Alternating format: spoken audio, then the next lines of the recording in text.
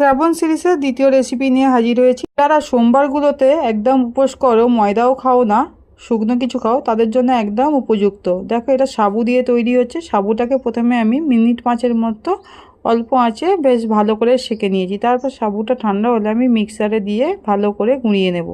এবং এই গুঁড়ো সাবুর মধ্যে আমি প্রথমে কাঁচা লঙ্কা কুচি, আদা কুচোনো আর গোটা জিরে দিয়েছি, আলু সেদ্ধ দিয়েছি আর নুন দিয়ে ভালো করে মেখে নেব। আর প্রয়োজন অনুযায়ী একটু জলও দিয়েছিলাম আমি। দেখো মাখা হয়ে গেছে। এবার আমি এগুলো থেকে ছোট ছোট লেচি করে বল বানিয়ে নেব। বলগুলো আমি একটা ওই ছিদ্রযুক্ত পাত্রের মধ্যে রেখে আর গরম জলে ভাপাতে দেবো। দেখো এদিকে জল ফুটে গেছে আর আমি পাত্রটার মধ্যে রেখে আর চাপা দিয়ে দেবো। মিনিট 5-7 বেশ ভাপানো হলেই একদম আমাদের রেডি হয়ে যাবে সাবুর বলগুলো।